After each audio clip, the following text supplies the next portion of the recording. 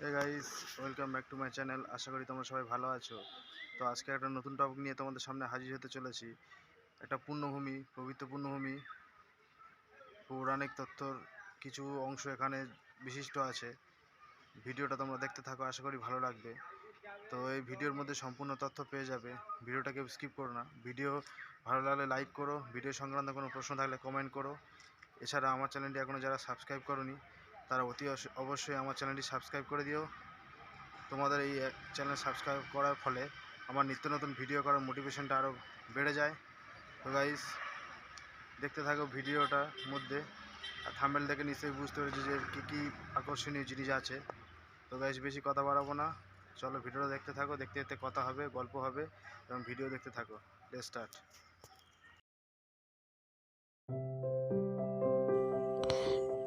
এটা হচ্ছে বিষ্ণুপুর মহাশ্মশানের মেন প্রবেশদ্বার বা গেট। চলো আস্তে আস্তে আমরা গেটের মধ্যে প্রবেশ করি। ওপরে দেখতে পাচ্ছ দেবাদিদেব মহাদেব বসে আছে। তো শ্মশানে প্রবেশ করার মাত্র ডান দিকে দোকান, এবং এই যে জায়গাটা দেখো গাইস, এই যে এরিয়াটা, এটা হচ্ছে যারা যাত্রী আসে, শ্মশান যাত্রী, তাদের বিশ্রামের জায়গা। এটা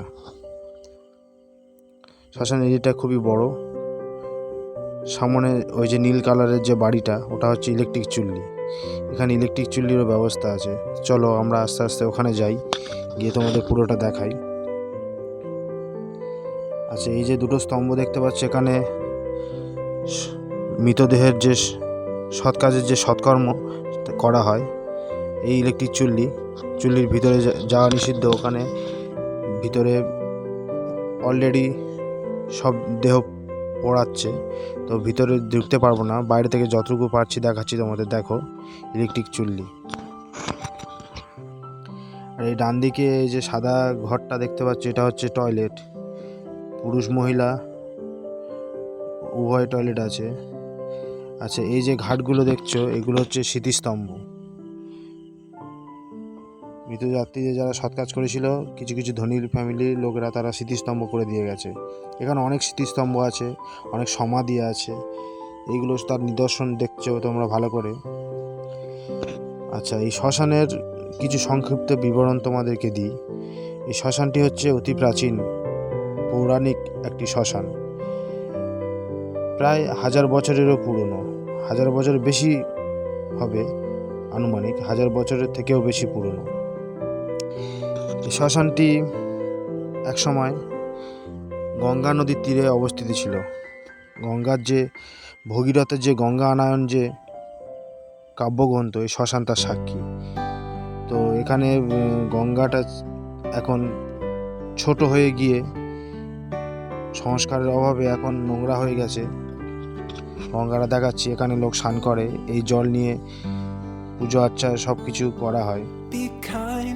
তো পরে দেখাচ্ছি আস্তে আস্তে। চলো ভিতরে। এই যে ইলেকট্রিক চুল্লির পিছন দিকে দেখছো, এই যে চিমনিটা অনেক উঁচু পর্যন্ত দেওয়া আছে। পোড়ানোর যে বর্জ্য পদার্থ, যে গ্যাসগুলো অনেক উপরে উঠে যাবে ফিল্টার হয়ে। আর সামনে যে দেখো লাল কালারের যে মন্দিরটা, এটা হচ্ছে শ্মশান কালী মন্দির। শ্মশান কালী মন্দির, এই মন্দিরটা নতুন স্থাপিত হয়েছে। নতুন বলতে তবু অনেক পুরনো। আর একটা মন্দির আছে, যেটা তোমরা ভিডিওটা থাম্বনেলে দেখেছো, যে 108টা নরমুণ্ড দিয়ে মা সজ্জিত। সেই মন্দিরটাও তোমাদের নিয়ে যাবো, দেখাবো। তো এটা হচ্ছে শ্মশান কালী মন্দির, শ্মশানের উপরে ভিতরে মন্দির। কালী পুজোর সময় প্রচুর জাঁকজমক পুজো হয়। এছাড়াও বিভিন্ন, আচ্ছা, এই ঘরটা হচ্ছে মায়ের ভোগ রান্না হয়। এই দেখছো বিভিন্ন স্মৃতিস্তম্ভ। এখানে কালী পুজোর সময় প্রচুর জাঁকজমক করে পুজো হয়। ও বিভিন্ন তন্ত্র সাধকেরা এখানে সাধনা করে, সাধনার উপযুক্ত জায়গা। চলো আস্তে আস্তে শ্মশানের মধ্যে প্রবেশ করে গিয়েছি অলরেডি। দেখো এই সব ভস্মীভূত সব ছাই, কাঠকয়লা পড়ে আছে। এখানে সব দেহকে দাহ করা হয় এই জায়গাগুলো। কত দেখছো গাইস, কত মাটির কলসি পড়ে আছে। এগুলো সব সৎকর্ময় লাগে। ওই একটা সামনে দেখো একটা খাটিয়া পড়ে আছে। তো চলো ওখানে আস্তে আস্তে যাই আমরা। ওখানে এগুলো মৃতদেহ সৎকর্ম করার জন্য ব্যবহার করা হয়। দেখো কত স্মৃতিস্তম্ভ, কত সমাধিস্তম্ভ। প্রচুর প্রচুর নিদর্শন। শ্মশানটির ইতিহাস আমার কাছে অজানা, তবে বাবা ঠাকুরদার মুখ থেকে গল্প শুনেছি যে এগুলো অনেক পৌরাণিক কাহিনীর সঙ্গে জড়িত আছে এই শ্মশান।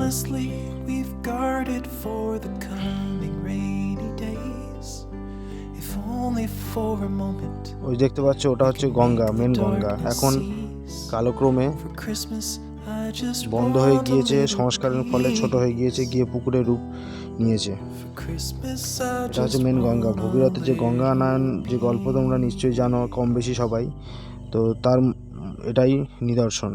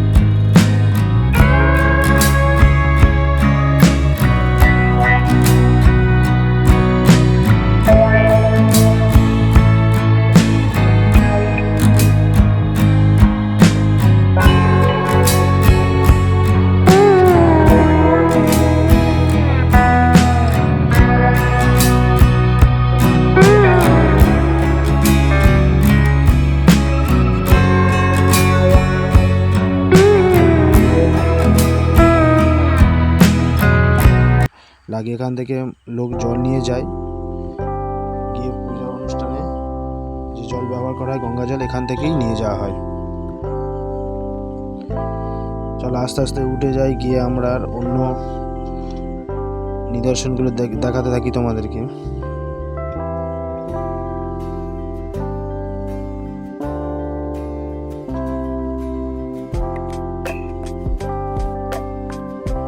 চলো সামনে ওই জায়গাটা দেখছো গাছতলাতে, ওখানে নিয়ে যাই। ওখানে একটা জিনিস তোমাদেরকে দেখাই। ওখানে মানুষের মৃতদেহ যে নাভিটা ওখানে পুঁতে দিয়ে মাটি দেওয়া হয়। চলো দেখাচ্ছি। ওখানে দেখছো গাইস কত মাটির ভাঁড় পড়ে আছে, আর এই যে গর্তগুলো দেখো, গোল গোল গর্তগুলো, এখানে হচ্ছে মৃতদেহের যে নাভি সেই নাভিগুলোকে এখানে পুঁতে দিয়ে মাটি দেওয়া হয়। অসংখ্য গর্ত, অসংখ্য নাভি এখানে পুঁতে দেওয়া হয়েছিল। দেখো গর্তগুলো, প্রচুর গর্ত এখানে। আচ্ছা চলো এবার আমরা সেই অলৌকিক জায়গা 108টা নরমুণ্ডু সজ্জিত মা কালীর মন্দিরের দিকে যাচ্ছি। রাস্তাটা দেখো কত নির্জন, বন জঙ্গলের মধ্যে দিয়ে প্রবেশ করছি। ওখানে গেলে বুঝতে পারবে একটা গা ছমছমে ভাব। দেখছো রাস্তাটা দেখলে এমনিতে মানুষের ভয় লাগবে। চলো আস্তে আস্তে আমরা যাই, তোমাদেরকে সকল নিদর্শন দেখাচ্ছি। ওখানে অনেক কালী পুজোর সময় বা অমাবস্যার সময় অনেক তন্ত্র সাধকরা এসে সাধনা করে জায়গাতে। এসে গেছি কাছাকাছি। ওই দেখছো দূরে দেখা যাচ্ছে ওই মা কালীর মন্দিরটা।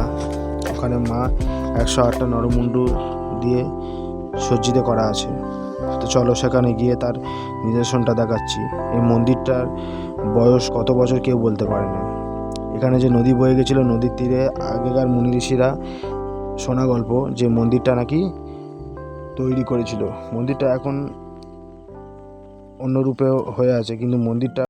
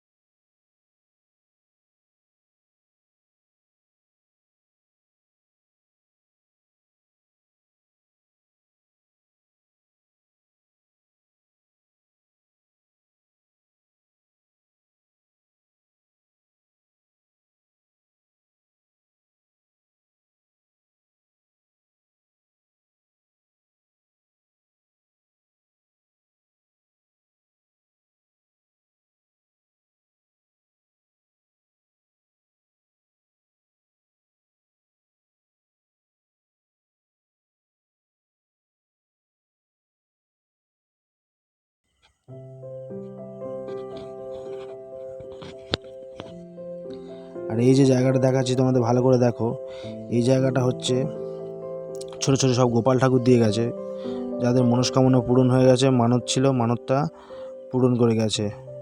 দেখো এখানে প্রচুর ঠাকুর, আরও অন্য জায়গায়ও আছে ঠাকুর, সেখানেও তোমাদের নিয়ে যাব, দেখাবো, ভালো করে ঘুরিয়ে ঘুরিয়ে দেখাবো।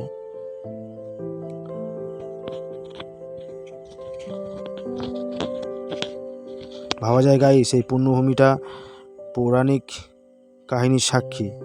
এখন কতটা পরিবর্তন হয়ে গেছে, আগে প্রায় আসা যেত না, একদম গা ছমছমে ভাব, এখন একটু তবু চেঞ্জ হয়ে গেছে।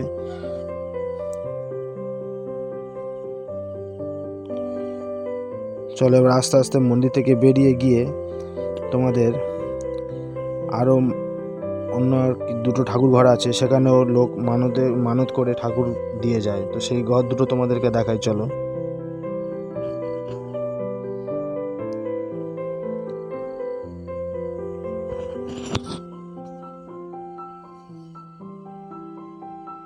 দেখো মন্দির এরিয়াটা দেখো, মন্দিরটা এখন পুরো সিসিটিভির অধীনে আয়ত্তে আছে।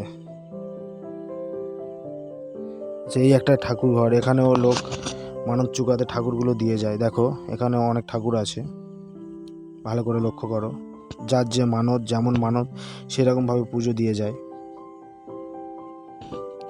আর এই একটা ঠাকুর ঘর, এর মধ্যে অসংখ্য ঠাকুর আছে, প্রচুর প্রচুর ঠাকুর। সামনে গ্রিল দেওয়া আছে, ভালো করে দেখাতে পারছি না হয়তো, তবু যতটুকু পারছি দেখো ভালো করে লক্ষ্য করে, প্রচুর ঠাকুর আছে।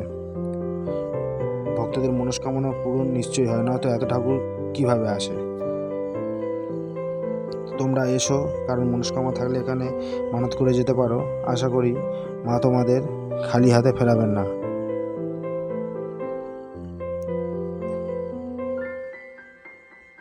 চলো এবার আশা করি মন্দিরটা ভালো করে তোমরা দর্শন করেছো। এবারে মন্দিরের সংলগ্নে যে মার্কেট আছে, মার্কেটে যাব, মার্কেটে গিয়ে তোমাদের দেখাবো। অলরেডি মার্কেটে চলে এসেছি, এখানে মার্কেট সব সময় খোলা থাকে। এই যে রেল স্টেশন, রেল লাইন, এখানে সংস্কারের কাজ চলছে। আচ্ছা, এটা হচ্ছে মেন মার্কেট, এখানে তোমরা সব সময় মার্কেট খোলা থাকে অনেক রাত পর্যন্ত। এখানে সব যাত্রী যারা সৎ কাজ করতে আসে তাদের খাওয়া দাওয়া সব কিছু ব্যবস্থাপনা, ঘর ভাড়া সব কিছু পাওয়া যায়। সমস্ত যত রাত হোক আর যত দিন হোক সব সময় ওপেনিং থাকে। যত রাত্রে তোমরা আসবে খাবার পেয়ে যাবে, অসুবিধা হবে না কিছু। দেখো দোকানগুলো দেখতে পাচ্ছ, এই জায়গায় এগুলো ভাড়া দেওয়া হয়। শ্মশান যাত্রী যারা আসে এই জায়গাতে খাবার জন্য ভাড়া দেওয়া হয় এই ঘরগুলো। মার্কেটটা এখন আপাতত দুপুরবেলা তোমাদের ভিজিট করাতে এনেছি, প্রায় দোকান বন্ধ, কিন্তু মার্কেটটা কেন অনেক বড় সড়ো, দামও খুব কম সময়ের মধ্যে। এখানে আসতে পারো তোমরা, বিশেষ করে মেলার সময় এলে আশা করি খুব ভালো লাগবে। প্রচুর জাঁকজমক করে মেলা হয়। কিংবা কালী পুজোর সময় তোমরা আসতে পারো, এসে এখানে মার দর্শন করতে পারো। গাইস, ভিডিওটা কেমন লাগলো কমেন্ট একটু জানিও। তোমাদের কমেন্টের অপেক্ষায় থাকবো এবং কমেন্টের উত্তর অবশ্যই দেবো। ভিডিওটা ভালো লাগলে অবশ্যই লাইক করো এবং ভিডিওটা বন্ধুবান্ধবদের দেখার জন্য শেয়ার করে দিও। এখনও আমার চ্যানেলটি যারা সাবস্ক্রাইব করোনি, চ্যানেলটি অতি অবশ্যই সাবস্ক্রাইব করে দাও, কারণ তোমাদের এই একটা চ্যানেল সাবস্ক্রাইব করাতে আমার ভিডিও করার মোটিভেশনটা আরও বেড়ে যায়। নিত্য নতুন ভিডিওর সন্ধান নিয়ে তোমাদের সামনে হাজির হতে পারবো।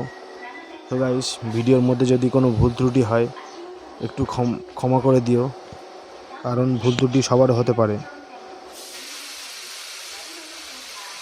এতক্ষণ পর্যন্ত আমার ভিডিওটা দেখার জন্য ধন্যবাদ। দেখা হবে কোনো নতুন ভিডিও, নতুন কোনো সন্ধানে, নতুন কোনো অন্বেষণে দেখা হবে। সবাই ভালো থাকবে, সুস্থ থাকবে। ধন্যবাদ।